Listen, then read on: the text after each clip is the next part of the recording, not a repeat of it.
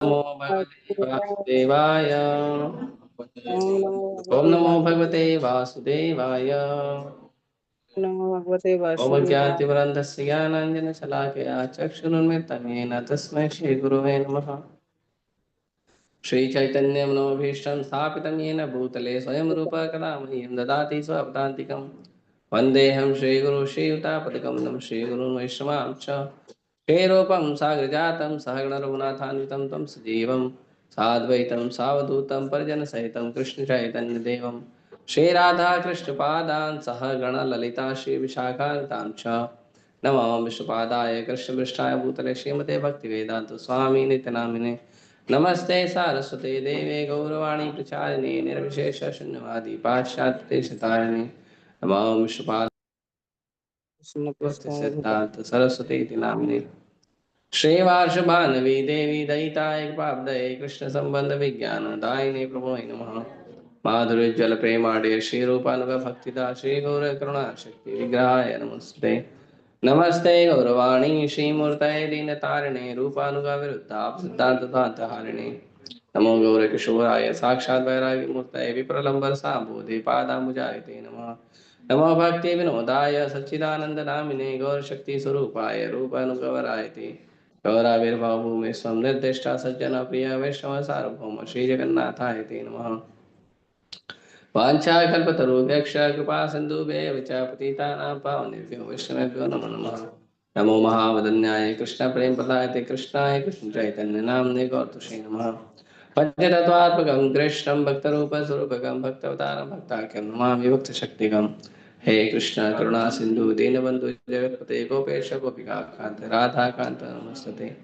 जयतां सुरतरुर्पङ्गो मम मन्दमतिर्गति मत्सर्वस्य पादाम्भोजो राधावदन मोहनो दिव्यवृन्दारण्यकल्पद्रुमाधव श्रीमदत्तागार सिंहासनस्थो श्रीमद्राधाशीलगोविन्ददेवो पृष्ठालभिसेवमानं स्मरामि। श्रीमान् रासरसारम्भी वंशीवटटे स्थितः कर्षन्वेणुसुनैर्गोपी गोपीनाथाय श्रीस्तुनः तप्तकाञ्चन गौराङ्गी राधे वृन्दावनेश्वरी वृषभानुसुते देवी प्रणमामि हरिप्रिये। जय श्री कृष्ण चैतन्य प्रभु नित्यानंद श्री अद्वैत गदाधर शिवासादि गौर भक्तवृंद हरे कृष्णा कृष्णा कृष्णा हरे हरे हरे राम राम राम हरे कृष्ण।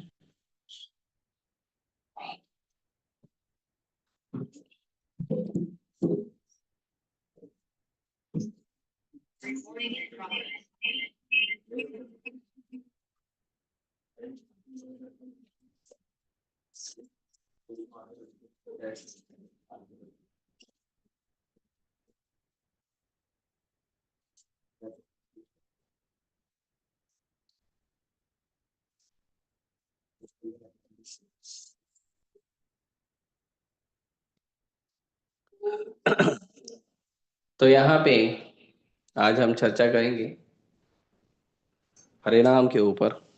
भगवद गीता के 9वें अध्याय में 14 नंबर श्लोक है, निकाल लो, मोबाइल में निकालो, गूगल में डालो BG9.14 BG9.14। आप लोग एक्सपर्ट होना चाहिए, फटाक से निकालना चाहिए।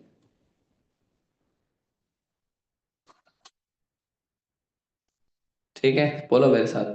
सततं कीर्तयन्तो मां यतन्तश्च दृढव्रतः नमस्यन्तश्च मां भक्त्या नित्ययुक्ता उपासते। सततं कीर्तयन्तो मां यतन्तश्च दृढव्रतः नमस्यन्तश्च मां भक्त्या नित्ययुक्ता उपासते। सततं कीर्तयन्तो मां यतन्तश्च दृढव्रतः नमस्यन्तश्च मां भक्त्या नित्ययुक्ता उपासते। शब्दार्थ, अनुवाद और तात्पर्य। कृष्ण कृपा मूर्ति अवैचारित भक्ति वेदांत स्वामी श्री प्रभुपाद की सततम बोलो सततम निरंतर कीर्तयन्तः कीर्तन करते हुए माम मेरे विषय में यतन्तः प्रयास करते हुए च भी दृढ़व्रताः संकल्प पूर्वक नमस्यन्तः नमस्कार करते हुए च तथा माम मुझको भक्त्या भक्ति में नित्य युक्ता सदैव रत रहकर उपासते पूजा करते हैं। ये महात्मा मेरी महिमा का नित्य कीर्तन करते हुए दृढ़ संकल्प के साथ प्रयास करते हुए मुझे नमस्कार करते हुए भक्ति भाव से निरंतर मेरी पूजा करते हैं। तात्पर्य, सामान्य पुरुष को रबर की मुहर लगा के महात्मा नहीं बनाया जा सकता। यहाँ पर उनके लक्षणों का वर्णन किया गया है।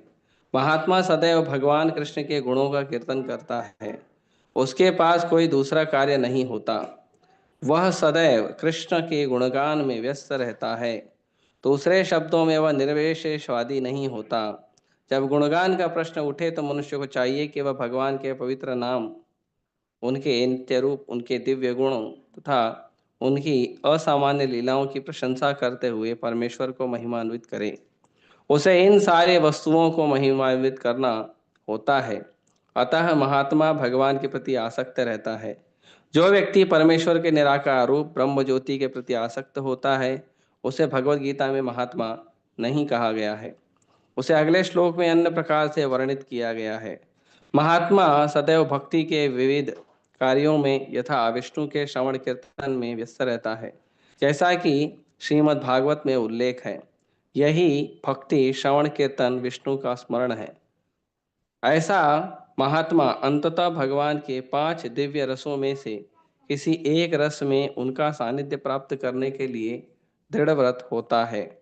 इसे प्राप्त करने के लिए वह मनसा वाचा कर्मणा अपने सारे कार्यकलाप भगवान कृष्ण की सेवा में लगाता है।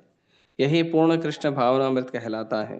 भक्ति में कुछ कार्य हैं जिन्हें दृढ़ व्रत कहा जाता है। यथा प्रत्येक एकादशी को तथा भगवान के आविर्भाव दिवस जन्माष्टमी पर उपवास करना। ये सारे विधि विधान महान आचार्यों द्वारा उन लोगों के लिए बनाए गए हैं जो दिव्य लोक में भगवान का सानिध्य प्राप्त करने के लिए इच्छुक हैं। महात्मा जन इन विधि विधानों का दृढ़ता से पालन करते हैं, फलतः उनके लिए वांछित फल की प्राप्ति निश्चित रहती है। जैसा कि इसी अध्याय के द्वितीय श्लोक में कहा गया है, यह भक्ति न केवल सरल है अपितु इसे सुखपूर्वक किया जा सकता है। इसके लिए कठिन तपस्या करने की आवश्यकता नहीं है। मनुष्य सक्षम गुरु के निर्देश में इस जीवन को गृहस्थ, सन्यासी या ब्रह्मचारी रहते हुए भक्ति में बिता सकता है। वह संसार में किसी भी अवस्था में कहीं भी भगवान की भक्ति करके वास्तव में महात्मा बन सकता है। हरे कृष्ण।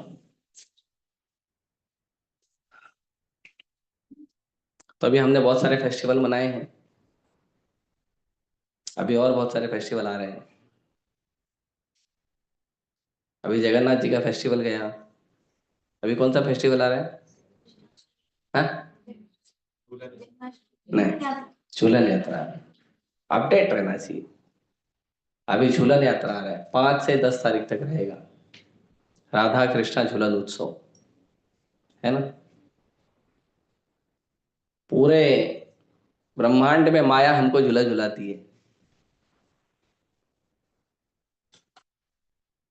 लेकिन आचार्य की कृपा देखो, आचार्यों ने हमें ऐसी कृपा की है कि हम माया के पति को झूला झुलाते हैं,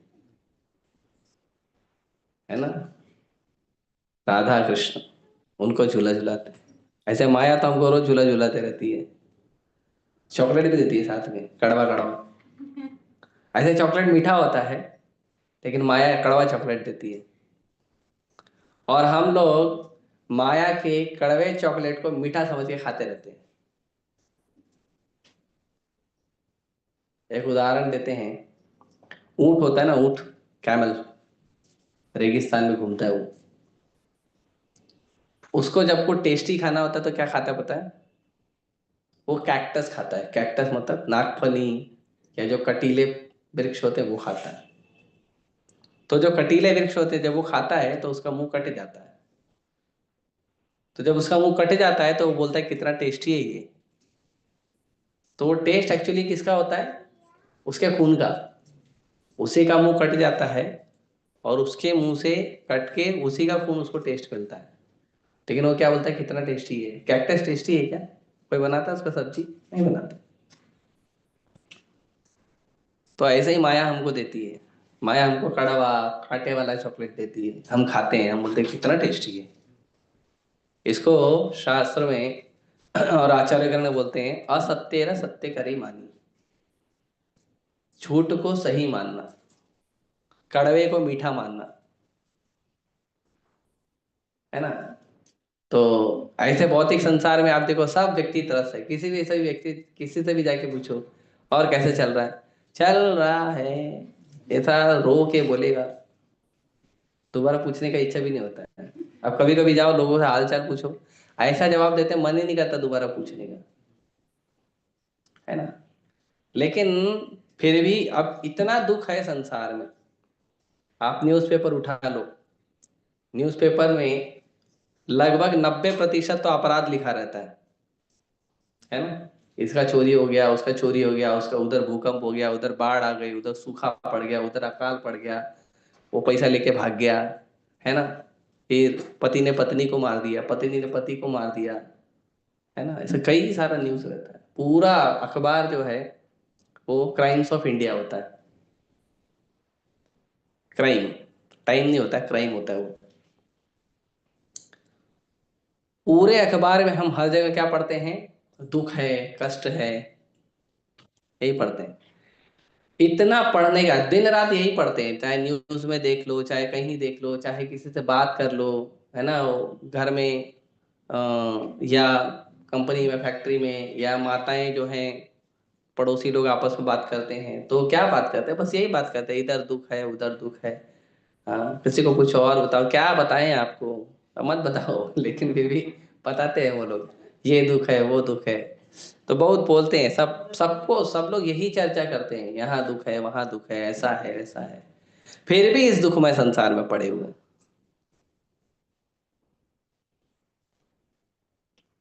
दुख पता है हो रहा है, सबको दुख हो रहा है। आप कभी भी साधु के पास कोई व्यक्ति आता है ना, उसको हम लोग पूछते हैं और कैसे हो, ठीक तो है पर यह समस्या है। तो अपनी समस्या बेचारा बताता है। अब हम लोग भी सुन लेते हैं, क्यों पता है? क्योंकि दुनिया में बाहर कोई सुनता नहीं ना। आप किसी का अपना, अरे तुम्हारा क्या दुख है, मेरा दुख उससे बड़ा है।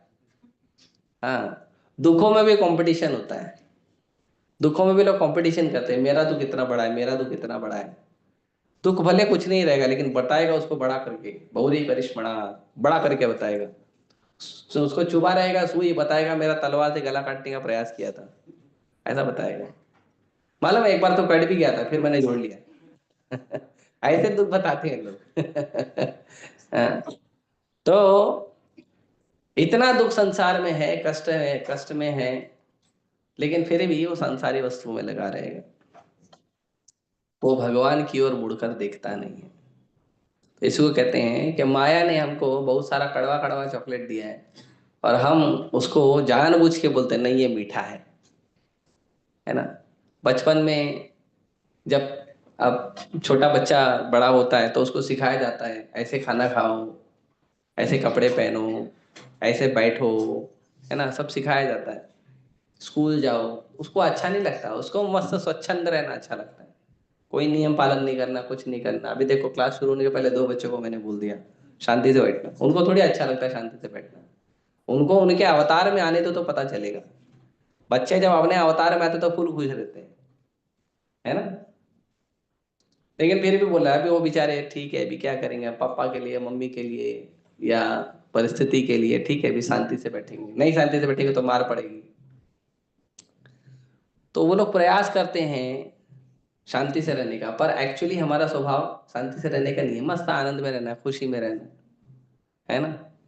किसी का स्वभाव नहीं है लेकिन फिर भी उसको वैसा जीवन, तो वो जीवन किसी को पसंद नहीं है। स्कूल जाना, स्कूल में जाना, कॉलेज में जाना, पढ़ाई करना, एग्जाम देना, है ना, रोज रोज उसी टीचर का चेहरा देखना, है ना। अभी टीवी में तो चेंज भी हो जाता है सीरियल, अब चैनल चेंज करो तो चेहरा चेंज भी हो जाता है। ये साल भर उसी टीचर का चेहरा देखते रहना, और उसी से ज्ञान लेते रहना। कभी अच्छा बोलती है, कभी बुरा बोलती है। स्कूल जाना पसंद नहीं है, ट्रैवलिंग करना उतना पसंद नहीं है लोगों को। घर बैठे आराम से सब वस्तु आएगा तो अच्छा है। तो सब देखते हैं, बचपन से देखते हैं, फिर पढ़ाई हो गया, फिर कमाई करने जाते हैं, जॉब करने जाते हैं, उसमें इतना कष्ट होता है ना। वो 4 पैसा देता है, 400 गाली सुना के, और फिर भी लेना पड़ता है, क्या करें, मजबूरी है। पैसा चाहिए, पैसा नहीं होगा तो घर नहीं चलेगा, हमारी इच्छाएं पूरी नहीं होगी। इतना कष्ट में रहता है, उसको अच्छा नहीं लगता है ऐसा जीवन, फिर भी जीने का प्रयास करता है। और कोई ऐसा नहीं है जिसको अच्छा लगता है। घर बैठे अगर फ्री में पैसा आएगा तो कितनी अच्छी बात है, राइट, लेकिन आता नहीं। इसीलिए ये जितने भी गैम्बलिंग बिजनेस, लॉटरी बिजनेस, ये सब इसीलिए तो सक्सेसफुल होते हैं कि बहुत मेहनत करके नहीं मिल रहा है, चलो मैं लॉटरी लगा देता हूँ, है ना। 10 रुपए में 10 लाख का लॉटरी लगेगा, वो राजश्री लॉटरी। 10 रुपए में 10 लाख का लॉटरी, और भी कई सारे हैं। फिर आजकल आ गया ड्रीम 11, है ना। 11 लोगों की टीम बनाओ, पैसा कमाओ। मैं ये सब करता नहीं हूँ, मेरे पास अभी लोग आते हैं दुख सुनाने के लिए तो सुन लेते हैं, तो ये पता चल जाता है क्या क्या चल रहा है। तो अब आप बताइए, 10 रुपया आप कहीं डालोगे और वहां से 10 लाख रुपया मिलेगा, ऐसा कोई सिस्टम है? नहीं है, लेकिन बुद्धू बन के घूमते हैं। और वो लोग भी हैं, उनको अपना धंधा बिजनेस स्टार्ट करना होता है, तो जो 2-4 लोगों को, किसी को 1,000, किसी को 5,000, किसी को 10,000 का लॉटरी लगा देते हैं। फिर देखो उसको भी लगाता, देखो उसको भी लगाता, उसको भी लगा, ठीक है हम भी लगाएंगे। फिर 1 लाख रुपए डाल देते हैं। 1 लाख लोग 10 रुपए डालो, कितना हो गया? कंपनी को मिला 10 लाख, तुमको क्या मिला? कुछ नहीं। Try again. तो ये जो ट्राई अगेन है, दरवाजा बंद करिए। हाँ, ये जो ट्राई अगेन है, ये भौतिक संसार है, ट्राई अगेन। हम भौतिक संसार में आते हैं, जन्म लेते हैं, स्कूल का पढ़ाई करते हैं, कॉलेज का पढ़ाई करते हैं, पैसा कमाते हैं, विवाह करते हैं, उसके बाद चुन्नू मुन्नू हो जाते हैं, उनका सेवा करते हैं, फिर यहाँ घूमने जाते हैं, वहां घूमने जाते हैं, खाने पीने के लिए ऊपर खर्चा करते हैं, बहुत मेहनत करते हैं, प्रयास करते हैं। ऐसा तो हम कर नहीं पाते हैं, एक दूसरे को संतुष्ट कर नहीं पाते हैं, कितना भी मेहनत करेंगे संतुष्ट करने का तो संतुष्ट होते नहीं है। प्रयास करते हैं, और प्रयास करते करते करते करते फाइनली हमको क्या चाहिए?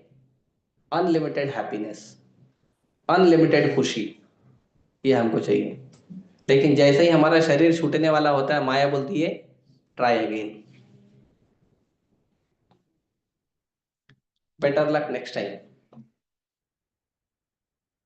इसीलिए जब लोग बूढ़े हो जाते हैं ना, बोलते हैं अरे बेटा हम ये सब करके देख लिए हैं, कुछ नहीं मिलता है। और यही ज्ञान बच्चे को बचपन में दे दिया होता तो भक्ति करता था ना। फिर जब वो बेचारा बड़ा हो जाता है, संसार में फंस जाता है, तब बोलते बेटा हम सब करके देख लिए हैं। हम्म। तो इतना सब कष्ट, दुख है, लेकिन हम क्या करते हैं? कष्ट को, दुख को सुख समझ के जी रहे हैं। एक एग्जांपल देता हूँ, आप लोगों ने भी किया होगा, है ना। कोको कोला पिया है आप लोगों ने, या सोडा का ड्रिंक पिया है? जब आप लोग पीते हो तो क्या होता है? वो बहुत अच्छा लगता है, टेस्टी लगता है। कुछ टेस्ट नहीं होता उसमें, उसमें खाली शक्कर का स्वाद आता है, और कुछ उसमें किसी में जीरा, किसी में काला पानी, कुछ तो भी डाला है, उसका टेस्ट आता है। और यहां से लेके यहां तक पूरा जलता है, पूरा जलता है, और पूरा ड्राई ड्रिंक होता है वो। आप पी रहे हो पानी, लेकिन पानी का एहसास नहीं होता उसमें। हुआ है आपको अनुभव, हुआ है इस चीज का? पिया है सर? अरे सोडा तो पिया रहेगा ना, जीरा सोडा वगैरह पिया रहे, हुआ है। हम लोग प्रयास करते हैं, और हम क्या सोचते हैं, इससे हमारा प्यास बुझेगा, आनंद आएगा। प्यास बुझेगा ही नहीं, उसको बनाया है ऐसा। सबसे पहले उसमें शक्कर डाला ही नहीं, उसमें सैकरिन डाला है, उससे प्यास बढ़ता है। उसके बाद सोडा डाला है, आपके गले में पानी जाएगा भी तो वो पानी फील होने देगा नहीं, भाप बना के उड़ा देगा, है ना। हम क्या समझते हैं, उससे प्यास बुझेगा, और पूरा टीवी में यही ऐड दिखाता है, पेप्सी पियो प्यास बुझेगा, कोको कोला पियो प्यास बुझेगा, ये पियो प्यास बुझेगा, वो पियो प्यास बुझेगा, है ना, डू द डू, प्यास बुझेगा। लेकिन प्यास बुझता नहीं है। फिर आदमी और एक खरीदता है, नहीं टीवी में तो बोला था प्यास बुझेगा।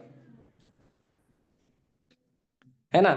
वो बड़े बड़े एक्टर लोग, कोई ब्रिज से कूदता है, कोई बिल्डिंग से कूदता है, उसका टांग नहीं टूटता, पता नहीं कैसे कूदता बहुत जोर जोर से, और वो बोलता है आप इसको पियो आपका प्यास बुझ जाएगा। लेकिन वो प्यास बुझने वाला, आत्मा का प्यास कभी नहीं बुझेगा भौतिक संसार में। ये भौतिक संसार भगवान ने बनाया ही ऐसा है कि आत्मा का प्यास कभी नहीं बुझेगा। आत्मा का प्यास बुझाने के लिए एक ही तरीका है, क्या है? सततम कीर्तयन्तो माम, हमेशा मेरे नाम का कीर्तन करो, भगवान बोल रहे हैं भगवद गीता में, हमेशा। और ये कौन करता है? तो कोई बोलेगा अरे भाई भगवान का नाम मालूम है कौन लेता है? जिसको कोई काम धंधा नहीं मिलता है, कोई पूछता नहीं है संसार में, ऐसे लोग भगवान का नाम लेते हैं। जो लोग पगले हो गए रहते हैं ना, पगले, उनका स्क्रू, दिमाग का सारा स्क्रू ढीला होकर गिर गया रहता है, वो लोग भगवान का नाम लेते हैं। ऐसा संसार में कहावत है। आप लोग हरे कृष्णा जप करने लोगो, बढ़िया तिलक लगाओ, झोली माला गले में डालो, एवरी टाइम आपके गले में झोली माला रहे, तिलक रहे, है ना।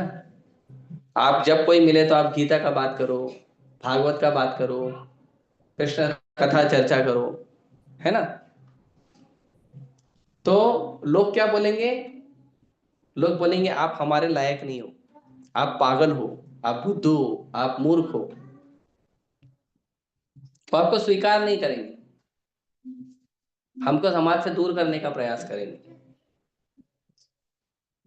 है ना। क्यों वो लोग ऐसा प्रयास करते हैं? उनको लगता है कि हमारे भगवान का भक्ति करेंगे तो हमारे सुख में बाधा आ जाएगा। 2 घंटा बैठ के नाम कौन जप करता बताओ? बुद्धू लोग ही करेंगे ना। और एक ही मंत्र जप कर रहे हो, हरे कृष्णा कृष्ण कृष्णा हरे हरे, हरे राम राम राम हरे हरे, एक ही मंत्र, और रोज एक ही मंत्र करते हैं। अभी कभी कभी चेंज करना चाहिए। और कोई तो भी गुरु जी हैं, वो कभी बोलते हैं आप ये जप करो, कभी बोलते हैं आप वो जप करो। गुरु जी अच्छे हैं, बड़ा बड़ा भीड़ लगता है आजकल उन गुरु जी के पास, लेकिन ये लोग एक ही मंत्र। अच्छा ठीक है, चल तो कम से कम 1 साल में तो चेंज करो, नहीं, जितना जीवन जी रहे हैं, 10 साल 20 साल 40 साल 50, वही एक ही मंत्र चल रहा है इनका। क्या है ये सब?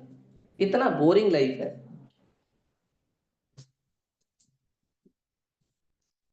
फिर पढ़ने लिखने में, चर्चा करने में क्या चर्चा करते हैं? कुछ समाज का चर्चा नहीं, ना क्रिकेट का चर्चा करेंगे, ना बॉलीवुड का चर्चा करेंगे, ना नेता का चर्चा करेंगे। क्या चर्चा करेंगे? कृष्ण कथा कर, अरे कृष्ण का क्या कथा कर,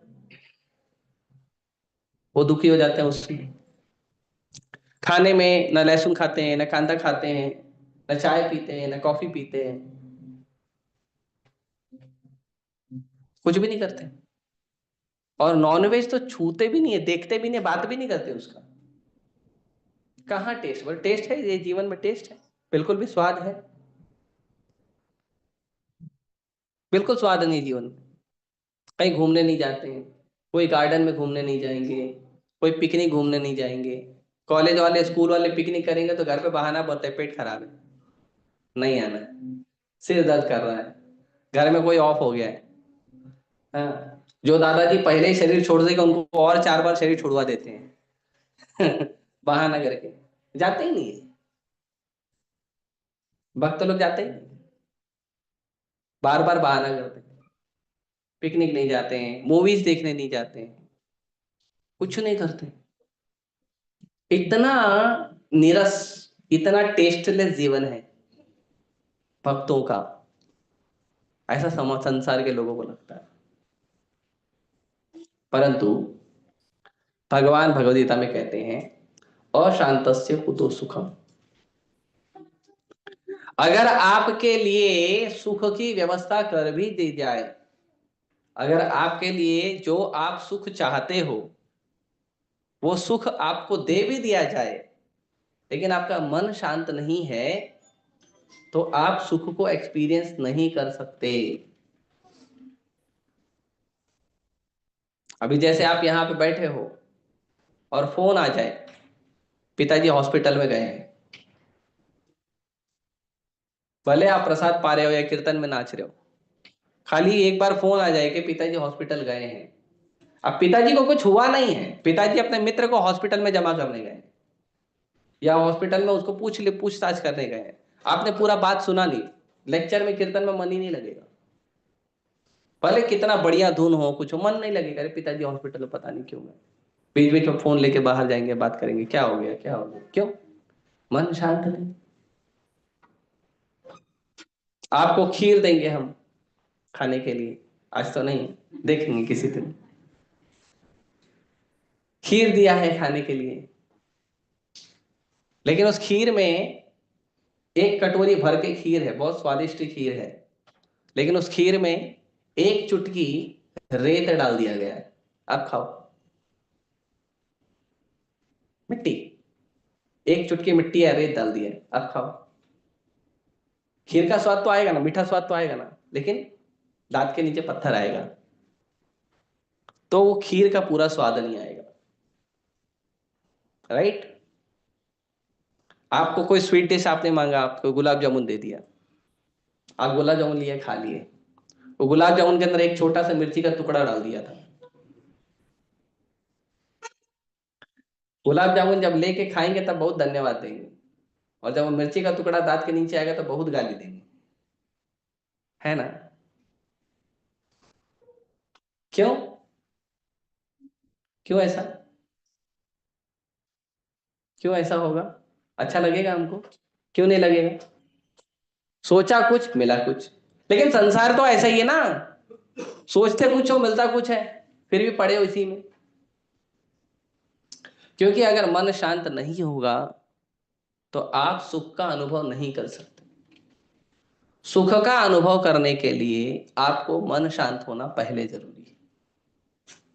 ये जो नाम जप करते हैं हम भगवान का, शास्त्रों में वर्णन दिया है, आचार्यों ने प्रमाणित किया है, ये जो नाम हम जप करते हैं ये हमें सुख देता है, ये हमारे दुखमय जीवन को शांति प्रदान करता है, हमारे विचलित मन को संभालता है। इसीलिए छोटे छोटे सुख को हम इंजॉय कर पाते हैं, और समाज और संसार में बड़ा बड़ा सुख प्राप्त हो जाता है लेकिन लोग एंजॉय कर नहीं पाते। बड़ा बड़ा सुख प्राप्त होता है लेकिन एंजॉय नहीं कर पाते, क्यों? क्योंकि उनका मन शांत नहीं है, बिल्कुल शांत नहीं है मन, मन दुखी है, तो दुखी मन में आपको आनंद नहीं आएगा। जैसे हम लोग यहाँ पे प्रसाद दिया, बढ़िया दाल राइस सब्जी चपाती, है ना, जो भी स्वीट है वो आपको दिया गया प्रसाद पाने के लिए, तो आपको प्रसाद पाने के लिए ये सब प्रसाद दिया गया, आपको ये बोला यहाँ बैठ के आराम से पाइए, तो आप आराम से बैठ के पाते हैं। लेकिन वही प्लेट लगा के अगर आपको बस में दे दिया तो, या ट्रेन में दे दिया तो कैसे पाओगे? पाने होता है बहुत मुश्किल से, किसी तरह से पाने का प्रयास करते हैं, क्यों? क्योंकि जो परिस्थिति है वो शांत नहीं है, विचलित है। आप लोग गाड़ी में बैठे हो, जिस गाड़ी में 60 की स्पीड में गाड़ी चलती है, बैठे हो, ऑटो वगैरह बैठे रहोगे मत बजाओ, ऑटो वगैरह बैठे रहोगे ना, 60 का स्पीड में, 80 का स्पीड में, 100 का स्पीड में, 100 का स्पीड में चलता नहीं, ऑटो ही उड़ जाएगा। तो अभी गाड़ी है, ट्रेन है, राइट, ये सब चलते इतना फास्ट स्पीड में चलते हैं। 60 की स्पीड में हुआ तो हमको अच्छा लगता है, 80 की हुई तो और अच्छा लगता है, 100 की हुई तो डर लगता है ना? तो 100 का स्पीड में गाड़ी नहीं चला सकते ना, मना भी है, कई जगह पे मना है। हाईवे वगैरह पे भी 60 या मैक्सिमम 80 का स्पीड है, उससे ज्यादा रखते नहीं। तो जब आप 60 की स्पीड में, 80 की स्पीड में या 100 की स्पीड में गाड़ी में बैठते हो और गाड़ी पूरा स्पीड से चल रही है, तो आपको अंदर फील होता है ना कि इतना स्पीड में गाड़ी चल रहा है, स्पीड बढ़ गया है, हमको ऐसा फील होता है, राइट? सबको फील हुआ है? गाड़ी का स्पीड बढ़ जाता तो फील होता है, ट्रेन का स्पीड बढ़ जाता तो फील होता है।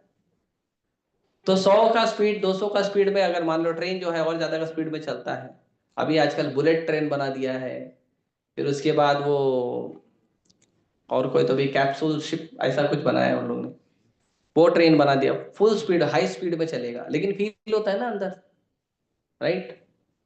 आपको पता है पृथ्वी का स्पीड क्या है? 1,16,000 किलोमीटर पर आवर,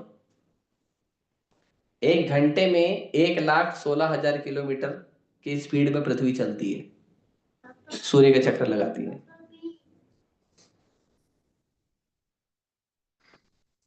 लेकिन हम लोग कितने शांति से प्रसाद लेते हैं, है ना। हल्का सा हिल जाता तो महीनों चर्चा करते हैं, भूकंप आया था, है ना। बाकी टाइम शांत रहता है ना। क्योंकि जब तक शांति का अनुभूति नहीं होगा, मन शांत नहीं होगा, तब तक आपके जीवन में कितना भी सुख आ जाए, आप सुख का अनुभव कर नहीं पाओगे। तो सुख का अनुभव करने के लिए पहले, सबसे पहले हमारा मन शांत होना चाहिए। और ये बुद्धि का कार्य जो है वो भगवान के भक्त करते हैं। भगवान के भक्त जो हैं वो सबसे पहले मन को शांत करते हैं। जैसे हमने रविवार को लेक्चर में चर्चा किया कि जो मन है, मन ही जो है, जब तक मन शांत नहीं होगा कुछ भी आपको प्राप्त हो जाए कोई फायदा नहीं। और मन शांत हो जाए, कुछ नहीं भी मिले तो भी अच्छा लगता है ना। कभी कभी हम काम धंधा से आते हैं, घर पे आते हैं, घर पे लोग आते हैं, और बताइए काम कैसे चला, क्या हुआ, सब ठीक था, नहीं थोड़ा मेरे को छोड़ दो, शांत होने दो, मन शांत होने दो, है ना। तो संसार के लोगों के मन में अशांति है। उनके पास रुपया है, पैसा है, गाड़ी बंगला है, मित्र है, बंधु है, रिश्तेदार है, नाम है, बहुत कुछ है, पर उनका जो मन है ना वो शांत नहीं। और ये जो मन है, ये मन क्यों शांत नहीं है? क्योंकि मन के अंदर बहुत सारे अनर्थ भरे भरे हैं। बहुत सारे अनर्थ हैं मन के अंदर। काम, क्रोध, लोभ, मोह, मद, मत्सर, ईर्ष्या, द्वेष, बहुत सारा भरा हुआ है। इसके लिए शांत नहीं रहता। काम का इच्छा होता है, क्रोध होता है हमें, लोभ मोह होता है हमें, ईर्ष्या होती है, द्वेष होता है। हमारे पास कोई भी अच्छी चीज हो, लेकिन हमारे से 1 रुपया ज्यादा महंगा अगर किसी ने सामान लेके आया तो हमको ईर्ष्या हो जाती है। और किसी ने 1 रुपया कम सामान खरीदा तो हमको द्वेष हो जाता है। एक दूसरे का बराबरी करते हैं। क्यों? आपके नसीब में जो मिला वो आप लो, दूसरे के नसीब में मिला जो वो लो। जिसको जो जितना नसीब में मिला वो प्राप्त करो। क्यों ईर्ष्या द्वेष करते हो? क्यों दुख मनाते हो? नहीं मनाएंगे। क्यों? क्योंकि हृदय में भरा पड़ा है। हृदय में भरा पड़ा है ये। लेकिन ये जब हृदय से क्लीन हो जाएगा तो फिर आपके पास कुछ हो तो भी खुश, नहीं हो तो भी खुश। जैसे एक हमने स्कूल में बचपन में एक दोहा पढ़ा था। चाह गई चिंता गई, मनवा बेपरवाह, जिनको कछु न चाहिए। आगे क्या है? नहीं सुना आप लोगों ने? वो ही शहंशाह। चाह गई चिंता गई। हमारे मन की सबसे पहले इच्छा खत्म करो। लोग बोलते हैं ना कि बहुत कमाते हैं, पूरा नहीं पड़ता है। क्यों? क्यों पूरा नहीं पड़ता है? आपकी इच्छाओं की वजह से। आपकी इच्छाओं की वजह से। कुछ लोग हैं वो दिन का 200 रुपए में भी घर चला लेते हैं, और कुछ लोग हैं उनको महीने का 2 लाख तो भी कम पड़ता है। क्यों? इच्छाएं बहुत है। लेकिन क्या करना है हमको? इच्छाओं को कम करना। चाह गई चिंता गई। जब हमारी इच्छाएं कम होगी तो चिंता भी कम हो जाएगी। ये वस्तु चाहिए, वो वस्तु चाहिए, वो वस्तु चाहिए, वो वस्तु चाहिए, वो वस्तु चाहिए, हमेशा चिंता बना रहता है।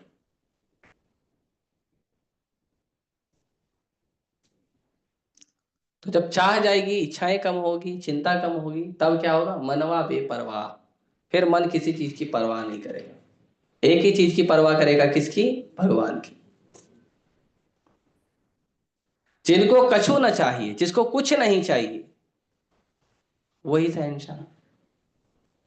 राजा होता है, राजा को कुछ चाहिए होता है, सब कुछ भरा पड़ा है।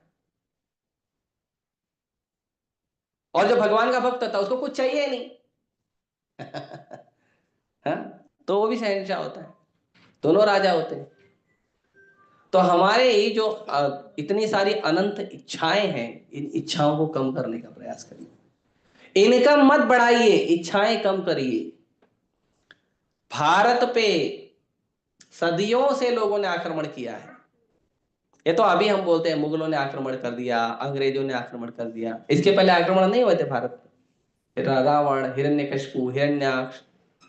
हाँ, हिरण्याक्ष भारत तो छोड़ो, पूरा पृथ्वी लेके पानी में घुस गया था और पानी में डुबा दिया था पृथ्वी को,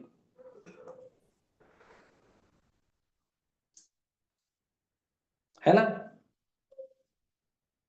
इतने सारे लोगों ने आक्रमण किया, फिर भी भारत आज भी शांत है।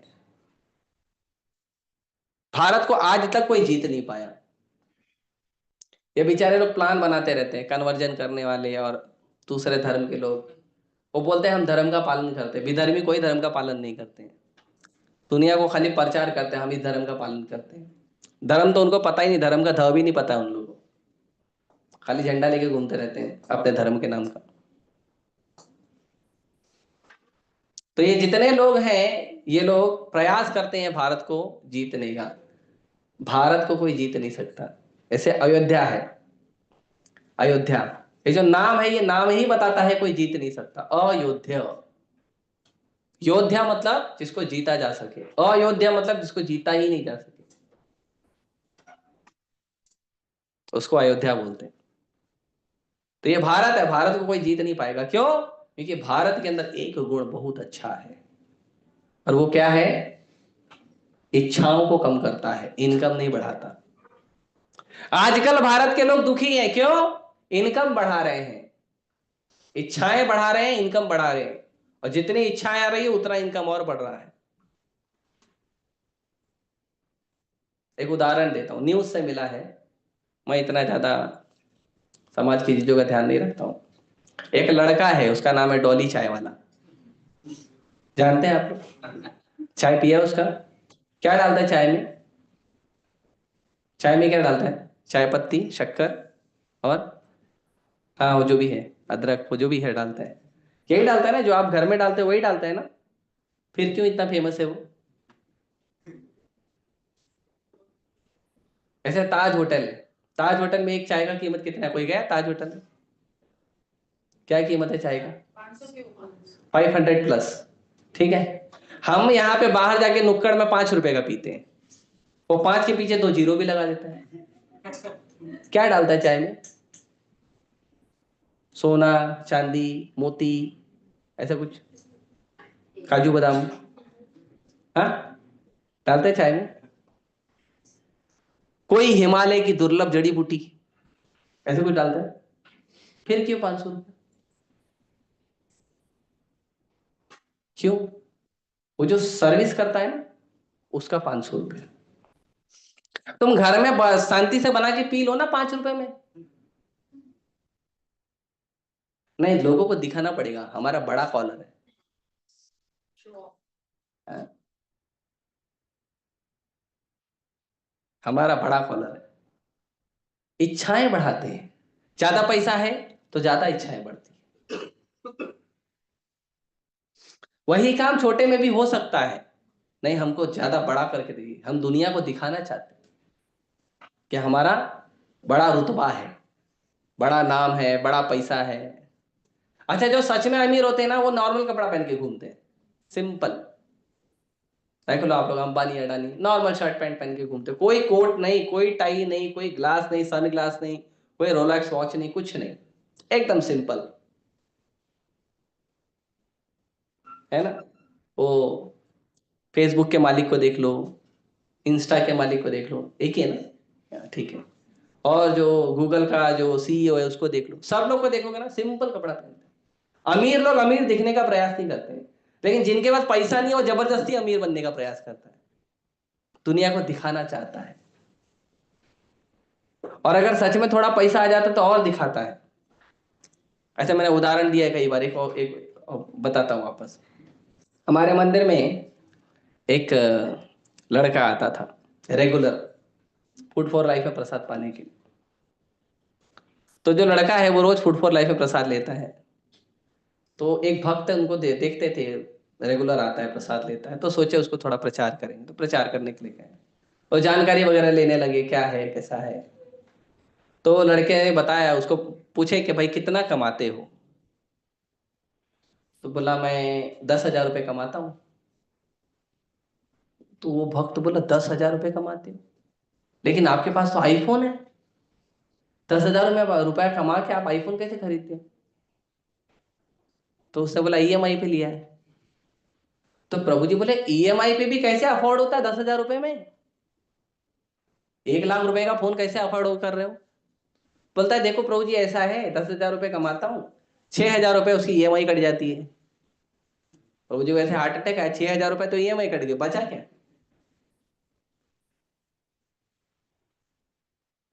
फिर घर पे कुछ देते हो? हाँ 2-3 हजार रुपये घर पे देता हूँ। फिर बचा क्या? बोले 1,000-1,500 रुपये बचता है, वो अपने यहाँ वहां के आने जाने के खर्चे में खर्चा कर देता हूँ। अच्छा, और खाने के लिए इस्कॉन?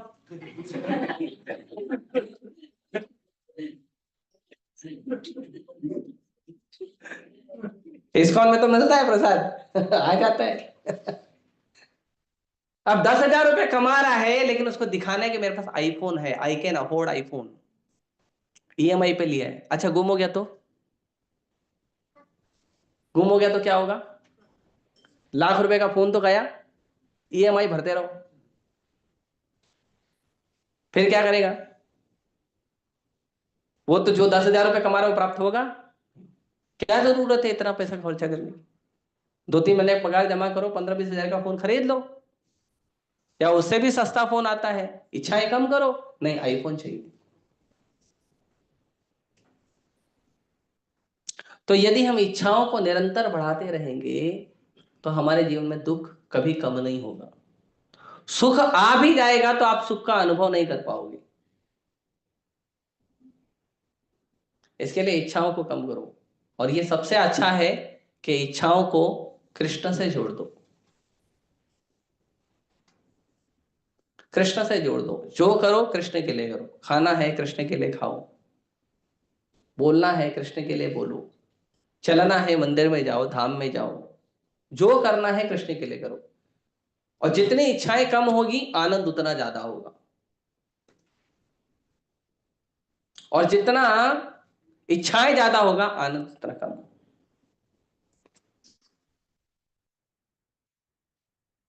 जैसे लोग गिफ्ट वगैरह देते हैं, बहुत सारे त्योहार आते हैं, लोग गिफ्ट का लेन देन करते हैं, है ना? तो किसी को गिफ्ट का लेन देन करते हैं तो लोग फिर उसमें एक्सपेक्ट करते हैं। अभी जैसे वो रक्षाबंधन आने वाला है, और रक्षाबंधन में भी आजकल रील्स बन रही है ये बताने के लिए कि अगर भाई जो है ज्यादा पैसा देगा तो भाई को ज्यादा सुविधा दी जाती है, भाई अगर पैसा नहीं देता है तो उसको सुविधा नहीं दी जाती है। इसको भाई बहन का प्रेम बोलते हैं? मूर्खता बोलते हैं। एक्सपेक्टेशन है, मेरा भाई मुझे इतना पैसा देगा, मेरा भाई मुझे ये गिफ्ट देगा, ज्यादा अच्छा गिफ्ट दिया तो हम ज्यादा खुश होते, तो वाह सो नाइस, कितना अच्छा भाई है मेरा। और अच्छा अगर भाई ने अगर गिफ्ट नहीं दिया या कम पैसे का दिया, कितना खराब भाई है मेरा। तो भाई वो जो गिफ्ट है वो डिसाइड करेगा भाई अच्छा है या खराब। हाँ, तो हम इच्छाओं से बंधे हुए हैं, लेकिन हमें इच्छा कम करनी चाहिए, और उसका सबसे आसान तरीका इच्छा को कृष्ण से जोड़ दो। इसीलिए जो महात्मा होते हैं वो यही करते हैं। लेकिन हमारे मंदिर में भक्तों को देखोगे आप, भक्तों को थोड़ा सा महाप्रसाद दिया खुश हो जाते हैं। अभी ये लोग बांट के खा रहे थे, इतना सा प्रसाद है उसमें 5 लोग खुश हो गए, इतना सा प्रसाद, एक लड्डू भी पूरा नहीं होगा, 5 लोग खुश हो गए, सो हैप्पी, महाप्रसाद मिला है।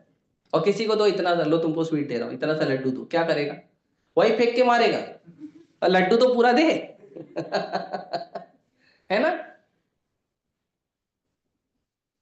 तो हमने इच्छाओं को इतना बढ़ा दिया, लेकिन जो महात्मा होते हैं, भगवान के भक्त होते हैं, वो सदैव भगवान के स्मरण में रहते हैं, उन्हें कुछ नहीं चाहिए। रूप गोस्वामी, सनातन गोस्वामी, रघुनाथ दास गोस्वामी, रघुनाथ भट्ट गोस्वामी, जीव गोस्वामी, गोपाल भट्ट गोस्वामी, इनके बारे में कहते हैं तक्त्वा तूर्णम अशेष मंडलपति श्रेणीम सदा तुच्छवत्।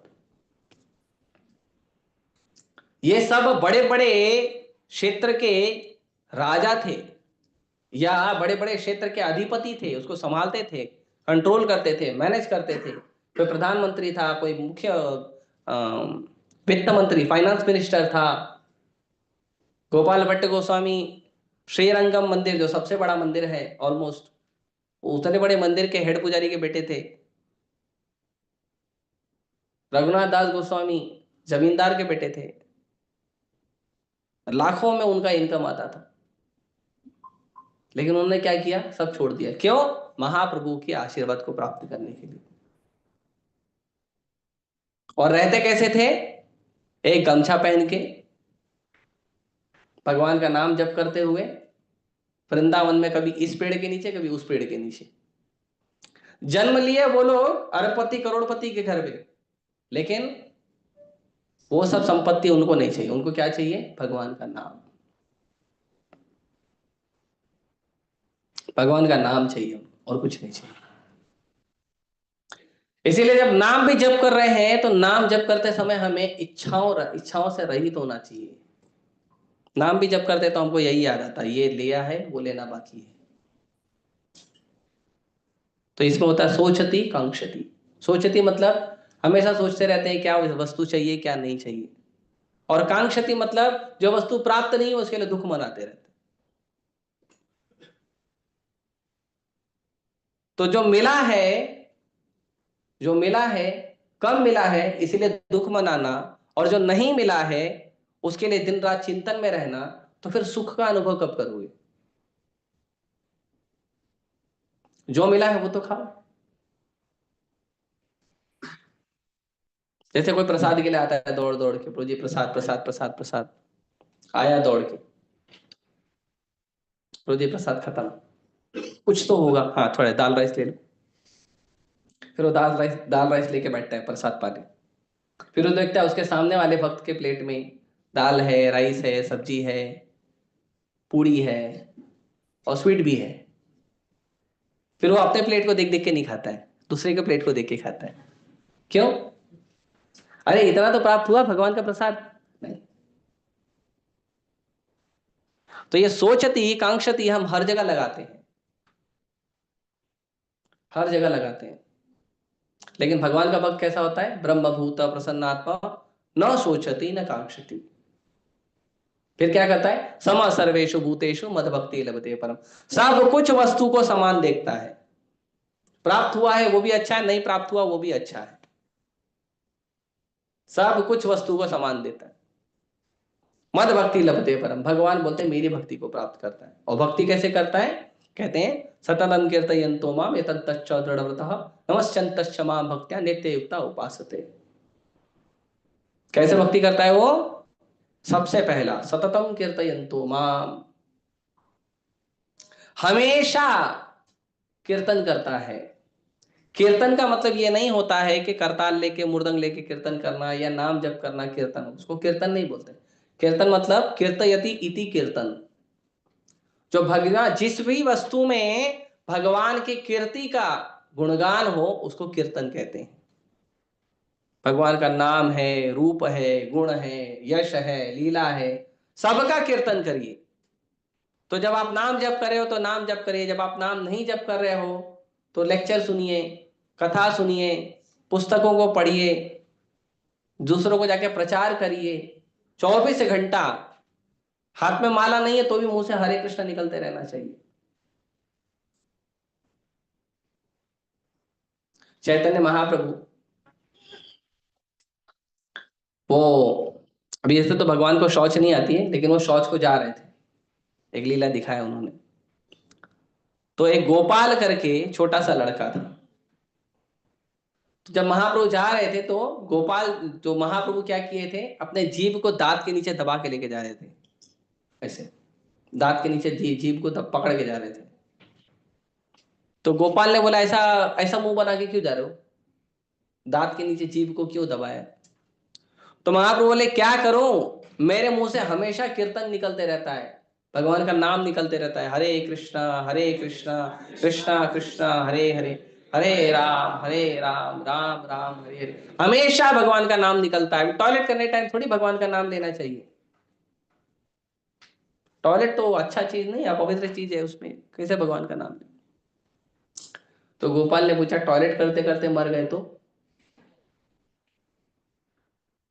भगवान बोले गीता में कि अंत काले च मामेव स्मरण मुक्त्वा कलेवरम, अंत समय मेरा स्मरण होगा तो मुक्ति मिलेगा। और टॉयलेट करते करते मर गया और नाम नहीं जप किया तो क्या होगा? मिलेगा मुक्ति? नहीं मिलेगा। फिर तो फिर भगवान चैतन्य महाप्रभु ने गोपाल को आशीर्वाद दिया और भगवान ने कहा आज से लोग तुमको गोपाल गुरु बुलाएंगे। तो उन्होंने शिक्षा दिया कि भगवान का नाम हमेशा लेना चाहिए।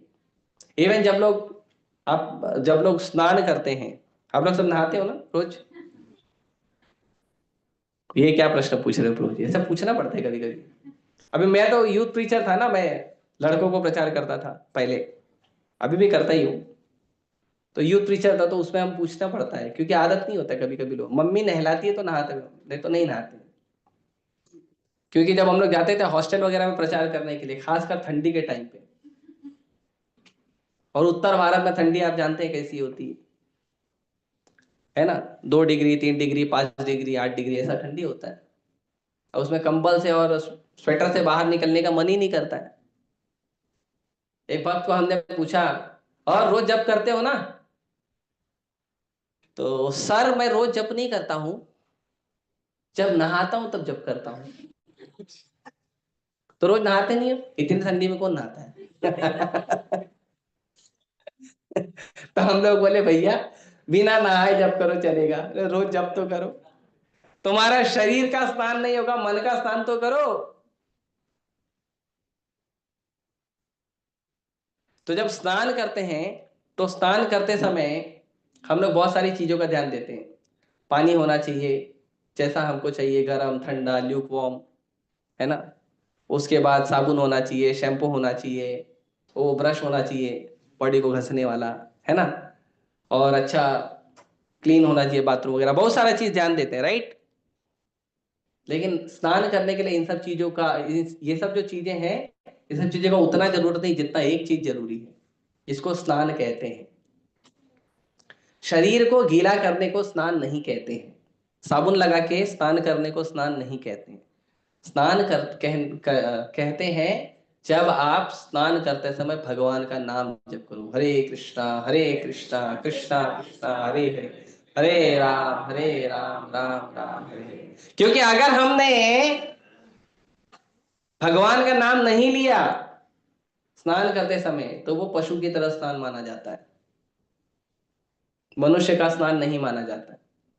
इसके लिए गांव में आप आज भी देखोगे, आप लोग देखोगे कुछ लोग गांव गांव में ऐसा पानी हर महादेव हर गंगे, है ना, ऐसा जोर जोर से चिल्लाते हैं, नारायण नारायण गोविंदा कृष्ण, है ना। हम लोग कैसा असभ्य आदमी, पागल है क्या? नहीं तुम पागल हो। हम लोग बोलते हैं शांति से नहा भी नहीं सकता। अरे वो सही से नहा रहा है, शांति से नहीं नहाना है, सही से नहाना है। हाँ, परम पूज्य राधा गोविंद महाराज का एक छोटा सा क्लिप है। महाराज बोलते हैं स्नान करते समय भगवान का नाम लेना चाहिए, प्रसाद पाते समय भगवान का नाम लेना चाहिए, पढ़ाई कर रहे हो, लिखाई कर रहे हो, काम कर रहे हो, कुकिंग कर रहे हो, जो कर रहे हो, झाड़ू लगा रहे हो, भगवान का नाम निरंतर चलता रहना चाहिए। निरंतर नाम लैया हमेशा। ये नहीं कि 16 माला हो गया तो बीड बैग को पार्किंग में लगा देंगे, और जब भी ऐसे ही करते हैं। वो 16 माला का जो आखिरी मोती होता है ना, उसको ऐसे जब करते हैं, हरे कृष्ण कृष्ण कृष्ण हरे हरे, हरे राम राम राम हरे हरे, हरे। फिर फटाफट जय श्री कृष्ण चैतन्य प्रभु नित्यानंद श्री अद्वैत गदाधर श्रीवासदि गौर भक्तवृंद भगवान, हो गया आज का। ये क्या जप है? हाँ? माला हो गया, हाँ? 16 माला हो गया प्रभु जी। नाम जप करने का सबसे अच्छा लाभ है जब नाम स्मरण पूरा दिन भर हो। और उससे भी उत्तम बात यह है नाम स्मरण में कि जब हम नाम स्मरण कर रहे हैं भगवान का, तो उस समय प्रयास करें। ऐसे तो मन में हजारों लाखों इच्छाएं आए, प्रकट होते रहेंगी, लेकिन हमें क्या प्रयास करना है? बोले और सुने, और कुछ नहीं। नाम स्मरण करते समय किन वस्तुओं का ध्यान रखना चाहिए? केवल बोलने का और सुनने का, और कोई ध्यान नहीं रखना चाहिए। बैठ के जब करना है कि नहीं, खड़े होके जब करना है कि नहीं, सुबह जब कर सकते हैं कि नहीं, शाम को जब कर सकते हैं कि नहीं, नहाना जरूरी है कि नहीं जब करने के लिए, जब करने के टाइम कौन सा कपड़ा पहनना चाहिए, कपड़े में मैचिंग होना चाहिए कि नहीं, शेड का कुछ लोग करते हैं, इसे बताना पड़ता है पहले से। तो ये सब जरूरी है। नाम देते जब करते समय एक ही चीज जरूरी है, क्या? जो बोलो वो सुनो। जो आप बोल रहे हो भगवान का मंत्र, उसको बोलो और सुनो, और कुछ जरूरी नहीं, कुछ भी जरूरी नहीं है। बेस्ट है अगर स्नान करके करोगे, क्योंकि सत्वगुण में रहोगे, तो उसको आप अच्छे से अनुभव कर पाओगे। उससे भी बेस्ट है आप स्नान करके तो कर रहे हो, और सबसे अच्छा है 24 घंटे में यदि आप सुबह कर सको तो बहुत अच्छा है। लेकिन सुबह अगर किसी कारण नहीं हो रहा है, माताएं हैं कुकिंग करती हैं, कुछ कुछ लोग का जॉब होता है, सुबह 5 बजे 6 बजे 8 बजे निकल जाते हैं, तो क्या करना है? तो कम से कम 24 घंटे में माला तो करो। हमेशा स्मरण होना चाहिए, भगवान के नाम का हमेशा स्मरण होना चाहिए। और कैसे होना चाहिए? भगवान बोलते हैं यतन्तश्च दृढ़व्रतः, और दृढ़ता होनी चाहिए कि यही नाम से ही हमको कृपा मिलेगी, नाम से ही उद्धार होगा। ये जो पूरा का पूरा सृष्टि है, ये जो पूरा का पूरा सृष्टि है, ये सृष्टि शब्द ब्रह्म से प्रकट हुआ है, भगवान के शब्दों से प्रकट हुआ है सृष्टि, पूरा का पूरा सृष्टि। आप कोई शास्त्र पढ़ लो, गीता भागवत ही नहीं, आप कुरान और बाइबल भी पढ़ोगे, उसमें भी यही वर्णन है, पूरी सृष्टि नाम से प्रकट हुई, पूरी सृष्टि। तो इसके लिए नाम बहुत महत्वपूर्ण है। तो ध्यान पूर्वक नाम जप करिए, और कैसे करिए? दृढ़ व्रतः, एकदम दृढ़ता से नाम जप करिए, ये नाम ही हमारा उद्धार करेगा। ऐसे कई अन्य शास्त्रों में, एक ऐसे तो कलिसंतरण नहीं, बृहन्नारदीय पुराण में उल्लेख आता है कि हरेर नाम, हरेर नाम, हरेर नाम एव केवलम कलौ नास्तेव नास्तेव नास्तेव गतिरन्यथा। व्यासदेव जी ने कहा कि केवल हरिनाम, केवल भगवान का नाम। और किसका नाम? काली का, दुर्गा का, गणेश का, शिव का? कौन सा नाम? नहीं, हरे नाम, केवल हरि का नाम, और कोई नाम नहीं, केवल हरि नाम। केवल हरि नाम ही क्या करेगा? और एक बार नहीं कहा, 3 बार कहा। कोई बात बोलते तो जोर दे के बोलते ना 3 बार। तो हरे नाम, हरे नाम, हरे नाम, उसके बाद फिर एव, एव मतलब केवल यही, निश्चित रूप से और कुछ नहीं, है ना? तो 3 बार बोला हरे राम हरे राम हरे राम, फिर बोला एव, फिर आगे वापस क्या बोलते हैं? नास्ति एव नास्ति एव नास्ति एव, इसके अलावा कुछ नहीं है, कुछ नहीं है, कुछ नहीं है। हमारे को, हम लोगों को कोई दूसरी गति नहीं मिलेगी, केवल हरिनाम ही एक गति है। कलिसंतरण उपनिषद में हरे कृष्ण महामंत्र के बारे में व्यास देव जी कहते हैं, हरे कृष्णा कृष्णा कृष्णा हरे हरे, हरे राम राम हरे हरे, इति षोडशकम नाम नाम कलि कलमश नाशनम नाथा परत रूपाय सर्ववेदेषु दृश्यते। व्यास देव जी कहते हैं कि हरे कृष्ण महामंत्र से बढ़कर, ऐसे तो वेदों में, पुराणों में, शास्त्रों में अनेकों भगवान के नाम के मंत्र हैं। ऐसे कभी कभी कुछ लोग बोलते हैं ये मंत्र जप करेंगे चलेगा क्या, वो मंत्र जप करेंगे तो चलेगा क्या? नहीं चलेगा। अरे आप इस्कॉन वाले कट्टर हो। इस्कॉन वाले कट्टर नहीं है, व्यासदेव जी कट्टर है। व्यासदेव जी ने कहा है कि हरे कृष्ण महामंत्र के अलावा और कोई भी दूसरे मंत्र में इतनी शक्ति नहीं जितनी इसमें है। और इसके ऊपर, ये हरे कृष्ण महामंत्र के जो जप है, इसके ऊपर कोई दूसरा वेदों में शक्ति अवेलेबल ही नहीं है, इससे बढ़कर कोई शक्ति नहीं है। चाहे कोई नाम जप करो। कुछ लोग बोलते हैं राधा राधा नाम जप करेंगे चलेगा क्या? कुछ लोग बोलते हैं नारायण नारायण करेंगे चलेगा क्या? कुछ लोग बोलते हैं राम राम करेंगे चलेगा क्या? कुछ लोग बोलते हैं ओम नमो भगवते वासुदेव करेंगे चलेगा क्या? चलेगा। आपके शुरुआत के जीवन के लिए सब नाम चलेगा, लेकिन जब आपको भक्ति में दृढ़ व्रता होना है तब केवल एक ही नाम, हरे कृष्णा कृष्णा कृष्णा हरे हरे, हरे राम राम राम हरे। जब आपको दृढ़ता चाहिए अपने जीवन में, भक्ति चाहिए अपने जीवन में, तो एक ही नाम, क्योंकि ये हरे कृष्ण महामंत्र पे राधा रानी का भी नाम है, हरे कृष्ण महामंत्र पे कृष्ण का भी नाम है, हरे कृष्ण महामंत्र पे सीता मैया का भी नाम है, हरे कृष्ण महामंत्र पे भगवान राम का भी नाम है। और ये भगवान राम भगवान कृष्ण जो है ये अवतारी हैं। भगवान कृष्ण सर्व अवतार सार शिरोमणि, जितने भी अवतार हैं ये सारे अवतारों के शिरोमणि भगवान कृष्ण हैं। तो आपने कृष्ण का नाम ले लिया, किसी और अन्य अवतारों का नाम लेना या अन्य अवतारों का नाम जप करने की कोई जरूरत नहीं, सब आ गए उसी में। जैसे प्रभुपाद जी उदाहरण देते हैं कि 100 रुपया है, 100 रुपया में 1 रुपया भी है क्या नहीं? 100 रुपए में 5 रुपया भी है, 20 रुपया भी है, 50 रुपया भी है, तो 100 रुपए के अंदर सब आ गया। तो कृष्ण इज 100% कंप्लीट, सारे अवतार सारे मंत्र यज्ञ तप ध्यान सब उसके अंदर आ गया, और कुछ नहीं करना है। जो भी व्यक्ति हरे कृष्ण महामंत्र जप कर रहा है उसको अलग से कोई यज्ञ तपस्या दान यज्ञ नहीं करना है। तपस्या वगैरह करना है तो माधव तिथि को करिए। माधव तिथि मतलब जन्माष्टमी है, राधाष्टमी है, रामनवमी, सीता नवमी, गौर पूर्णिमा, नित्यानंद त्रयोदशी, नरसिंह चतुर्दशी, वरा द्वादशी, और हर महीने में आती है 2-2 एकादशी, ये माधव तिथि। तो ये माधव तिथि में आप इसका पालन करें और दृढ़ व्रता अच्छे से, भगवान का भक्ति प्राप्त हो, भगवान का आशीर्वाद प्राप्त हो। तो दृढ़ व्रत होना चाहिए। और क्या करना चाहिए? नमस्यन्तस्य मां भक्त्या। और भगवान बोलते हैं मेरे भक्त मुझे नमस्कार करते हैं, प्रणाम करते हैं। दीन भाव होना चाहिए, भगवान को देखकर प्रणाम करें, भगवान के भक्तों को देखकर प्रणाम करें, दंडवत करें, आशीर्वाद प्राप्त करें, दीन भाव होना चाहिए। और नित्य युक्ता उपासते, और भगवान कहते हैं हमेशा मेरी उपासना में, मेरी पूजा में, मेरी सेवा में मेरे भक्त लगे रहते हैं। तो हमेशा कीर्तन करने का सिंपल तरीका क्या है? सबसे पहले हरिनाम में श्रद्धा हो, दृढ़ श्रद्धा हो। उसके बाद क्या है? भगवान को नमस्कार करें, प्रणाम करें। और क्या है? और भगवान की सेवा में सदा लगे रहें।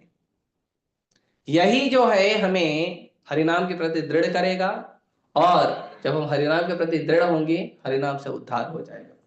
वरना पूरी सृष्टि में उद्धार का कोई दूसरा रास्ता कलयुग में भगवान ने रखा नहीं है। और युग में होगा अलग अलग, पर कलयुग में नहीं है, और युगों में भी नहीं है। रावण सब कुछ प्राप्त कर लिया, लेकिन विभीषण रावण से बड़ा हो गया। क्या करके? केवल नाम जप करके। हिरण्यकशिपु ने सब कुछ प्राप्त कर लिया, लेकिन फिर भी हार गया अपने छोटे से 5 साल के बच्चे के सामने जो हरिनाम लेता था।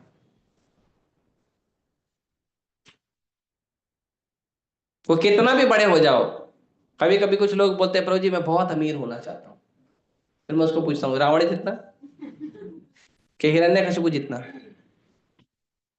रावण के पास तो सोने की लंका थी, हम तो सोने का एक टुकड़ा खरीदने के लिए परेशान होते हैं। 1 ग्राम मिल जाए तो कितना अच्छा हो, 1 तोला 1 ग्राम कुछ तो मिले, है ना? लेकिन रावण के पास 1 तोला सोना नहीं था, 2 तोला सोना नहीं था, पूरा शहर ही सोने का था। सोने की लंका मतलब पूरी सोने की नगरी, लंका जो पूरा शहर था वो पूरा सोने का था, और सोने की लंका में सोता था वो। इतना अमीर होकर भी हार गया। क्यों? क्योंकि उसने अपनी इच्छाओं पे नियंत्रण नहीं किया, भगवान का शरण नहीं लिया। दुनिया में सब कुछ प्राप्त कर लिया, भगवान की कृपा प्राप्त नहीं किया। और विभीषण कुछ भी प्राप्त नहीं किया, एक टूटे फूटे घर में रहता था लंका में, लेकिन केवल एक ही चीज प्राप्त किया। क्या? राम की कृपा। और जब भगवान से मिलने गए विभीषण, भगवान को प्रणाम किए, तो भगवान के पास कुछ तो था नहीं, तो भगवान ने क्या किया? पानी से तिलक किया था, और तिलक करते हुए बोले तुम लंकेश हो। विभीषण को लंका का राजा बोल दिए। अभी रावण जीवित है, प्लानिंग करा लड़ाई करने का, फिर भी भगवान ने बोला नहीं, राजा तो विभीषण है, तो भगवान की नजर में राजा जो है रावण नहीं था, विभीषण था। क्यों? विभीषण भगवान का आश्रय को प्राप्त किए थे। जब हिरण्यकशिपु को भगवान मारे तो हिरण्यकशिपु का राजपाट लेके बैठे नहीं, क्योंकि पूरा राजपाट भगवान क्या करेंगे लेके। भगवान ने क्या किया, वो 5 साल के छोटे बालक को भगवान ने पूरा राज्य दे दिया। और राज्याभिषेक करने के लिए ब्रह्मा जी आए थे, ब्रह्मा जी, शिव जी। और छोटे से बच्चे ने क्या किया था, केवल हरिनाम और कुछ नहीं। तो हरिनाम से बड़ा कोई धन नहीं है। और ये हरिनाम यहाँ का नहीं, जो पूरे सृष्टि में जो सर्वश्रेष्ठ सृष्टि है, भौतिक सृष्टि से श्रेष्ठ है आध्यात्मिक। और आध्यात्म के भी सारे वैकुंठ लोक सबसे श्रेष्ठ हैं। और उन वैकुंठ लोकों में भी जो शिरोमणि सर्वश्रेष्ठ वैकुंठ लोक है, गोलोक वृंदावन हरे कृष्ण महामंत्र, वहां का धन है। इसीलिए आचार्य कहते हैं गोलोकेरा प्रेम धन हरि नाम संकीर्तन। ये हरि नाम संकीर्तन गोलोक का प्रेम धन है, उसको जप करें। तो अगर सच में धन की प्राप्ति करनी है तो ऐसा धन प्राप्त करो जो सर्वश्रेष्ठ हो। नाम का धन सबसे सर्वश्रेष्ठ है। इसीलिए हमेशा भगवान का नाम जप करिए, भगवान के नाम का आश्रय लीजिए। और चिंता मत करिए भौतिक इच्छाओं की, आपके भाग्य में होगा तो वैसे भी पूरी होगी। भाग्य में नहीं होगा, आपकी भक्ति के लिए जरूरी है तो कृष्ण दे देंगे, अगर आप कृष्ण के आश्रय में रहोगे तो। लेकिन भगवान का नाम जो है सबको प्राप्त नहीं होगा।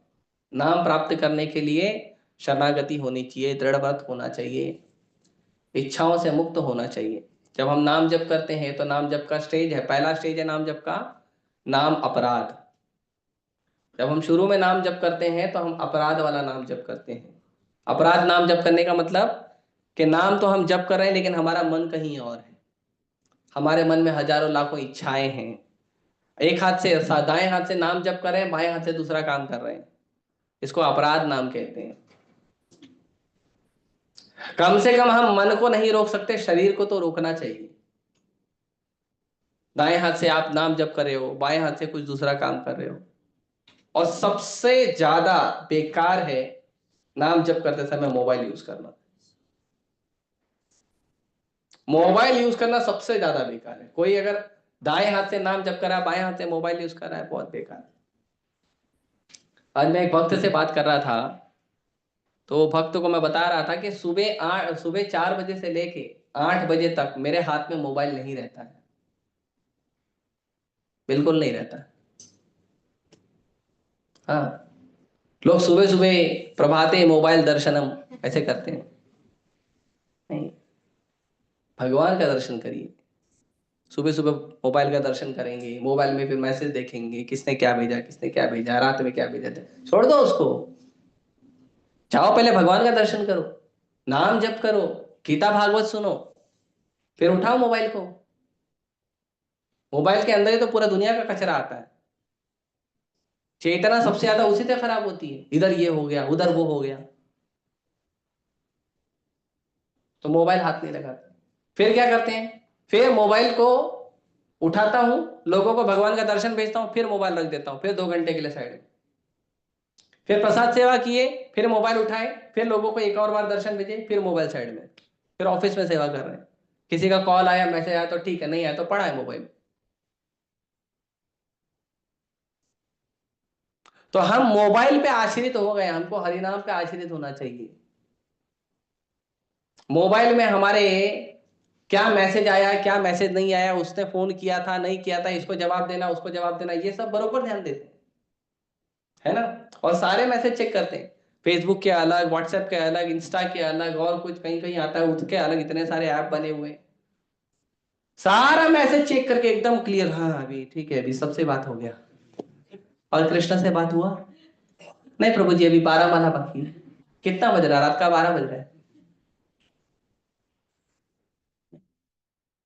पहले माला जप करिए, पहले कृष्ण से बात करिए। दुनिया से क्या बात करोगे, पहले दुनिया वाले से बात करिए।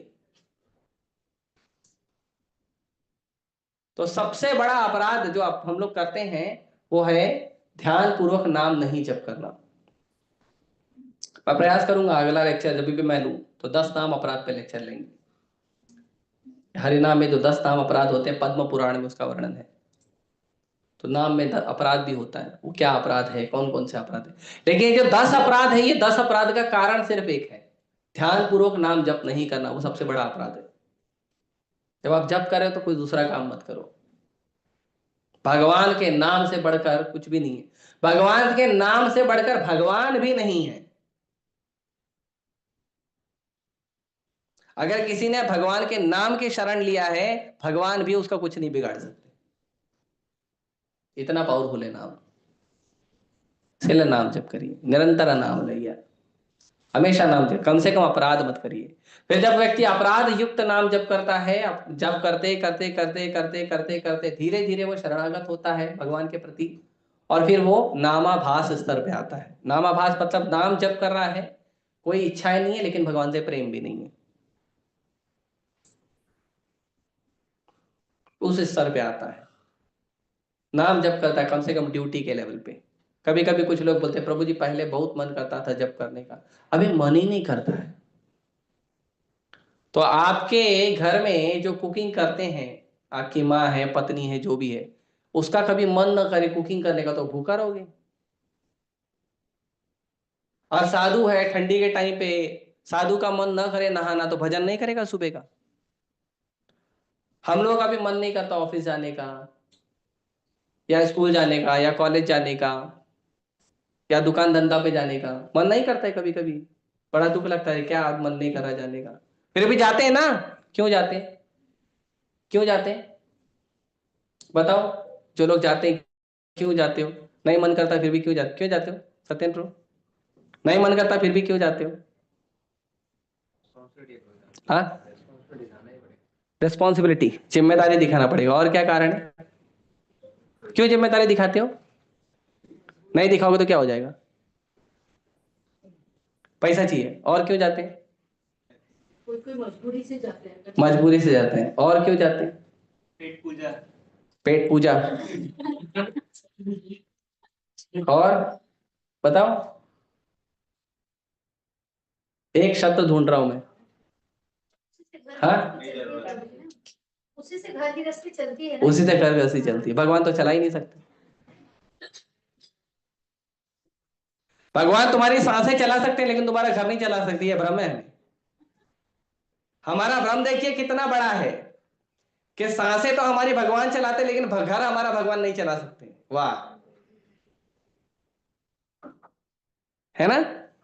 हमारे शरीर के अंदर सिर के बाल से लेकर पैर के नाखून तक जितना भी मशीन के अंदर जितना भी सामान फिट किया है ना, सब भगवान चला रहे हैं। और भगवान ने एक नस का अगर सिस्टम रोक दिया, तो ना जाने कितने पुर्जे ऐसे ही खराब हो जाएंगे।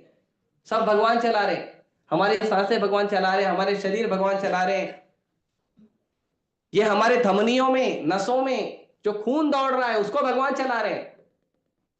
लेकिन भगवान इतने निकम्मे हैं, हमारा घर नहीं चला सकते। भगवान पूरा दुनिया चलाते हैं, लेकिन हमारा घर नहीं चला सकते। हमारा घर तो पैसे से चलता है, और पैसा कौन देता है, लक्ष्मी। और लक्ष्मी कैसे चलती है, उसको भगवान चलाते हैं। वो भी देखो, थोड़ा दूर का देखने का। हाँ, और कोई कारण, जल्दी बोलो, मेरे को लेक्चर फिनिश करने का मूड है 2 मिनट में। और क्या कारण है, क्यों जाते हैं, मन नहीं करता फिर भी काम पे क्यों जाते हैं। नहीं, काम पे क्यों जाते हैं, हरे नाम नहीं। मैनेजर सब रहते हैं बड़े, वो डांटेंगे ना काम से निकाल। डर के जाते हैं तो पगार काट देंगे। नहीं, और कोई कारण। अपनी मतलब क्रिया को भोग करने के बाद सामान ज्यादा इकट्ठा करने के हो गया ना, पैसे में आ गया।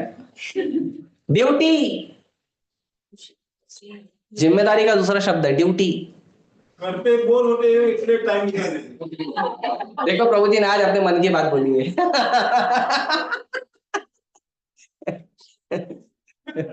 ये क्या, घर पे इन लोग को देखने का जाऊंगा, उधर 4 और लोग को देखूंगा। ठीक है। हाँ, नहीं, ड्यूटी, जिम्मेदारी है, ड्यूटी है, काम पर जाना ड्यूटी है। माँ क्यों कुकिंग करती है गर्मी में भी, ड्यूटी है माँ की। पति को खिलाना, बच्चों को खिलाना, ड्यूटी है माँ की। वैसे ही नाम में मन न लगे, ग्रंथों को पढ़ने में मन न लगे, भक्तों के साथ आने का मन न लगे, मंदिर आने का मन न करे, प्रणाम करने का मन न करे, ड्यूटी है आप करिए, क्योंकि आपको मनुष्य शरीर प्राप्त हुआ, यह ड्यूटी है आपका। जहां मन न लगे वहां ड्यूटी करिए। तो ये नामाभास का स्तर है ना, हम ड्यूटी करते हैं, कुछ भी हो जाए हरिनाम रोज करेंगे। उसके बाद होता है प्रेम नाम। उसके बाद नाम मुंह से निकलना बंद नहीं होता है। महाप्रभु बोले गोपाल को कि क्या करूं, मेरे मुंह से नाम निकलना बंद नहीं हो रहा है। और हमारी परिस्थिति क्या है, मुंह से नाम निकलना चालू नहीं हो रहा है ना। तो महाप्रभु से प्रार्थना करिए कि आप तो निरंतर नाम लेते हो, मेरे को थोड़ा आशीर्वाद दो, 16 माला तो करूं। तो हमेशा भगवान का नाम जप करिए, और नाम का बहुत बड़ा लाभ होता है। और सबसे बड़ा लाभ होता है जब आप नाम भगवान का लो, भगवान के आश्रय को प्राप्त करने के लिए, भक्ति को प्राप्त करने के लिए, भगवान का सेवा करने के लिए। और कोई भाव नहीं होना चाहिए ना। बाकी जितनी भौतिक धन संपदा है, विभीषण ने थोड़ी जा गया था महादेव की तपस्या करने के लिए। विभीषण गया था महादेव जी की तपस्या करने, ब्रह्मा जी की लंका दे दो, राज्य दे दो, गया था विभीषण? नहीं। पूरा का पूरा राज्य जो रावण ने इतने मेहनत से प्राप्त किया था, तपस्या करके, इसको मार के उसको मार के, असुरों से लड़ाई करके, पूरा का पूरा राज्य भगवान ने केवल किस लिए दे दिया विभीषण को, कि विभीषण ने प्रणाम किया। ये देखो ये गया, विभीषण ने प्रणाम किया था, इसीलिए भगवान ने केवल प्रणाम करने के लिए पूरा का पूरा राज्य दे दिया। पूरा का पूरा जा रहे, आवाज जा रहा है उसमें, डोंट वरी। प्रहलाद महाराज भगवान को शरणागत थे, कृष्ण को छोड़ के और कोई नहीं चाहिए।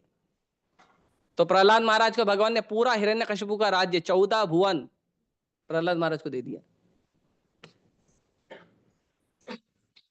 केवल नाम का शरण लीजिए, भगवान का भक्ति का शरण, और कुछ मत लीजिए, बाकी किसी कोई चीज काम की नहीं है। जितना धन वैभव संपदा सब है ना, ऐसे गायब हो जाएगा। जिस सेकंड हम सांस छोड़ते हैं ना, उसके अगले सेकंड से लोग शुरुआत कर देते ये सोचने का, इसको जलाया कब जाएगा या गाड़ा कब जाएगा। तो ज्यादा मित्र बंधु के चक्कर में मत पड़िए। ये मेरा मित्र है, मेरा बंधु है, मेरा संबंधी है, मेरे घर के परिवार के लोग हैं, उसके चक्कर में मत पड़िए। जिस सेकंड शरीर छूटता है ना, अगले सेकंड लोग यही सोचते हैं जलाने के लिए कब लेके जाएंगे। ठीक है, ठीक है, मैं यही रोकता हूं। हरे कृष्णा कृष्णा कृष्णा हरे हरे, हरे राम राम राम हरे। एक प्रश्न लेंगे फिर रोक देंगे।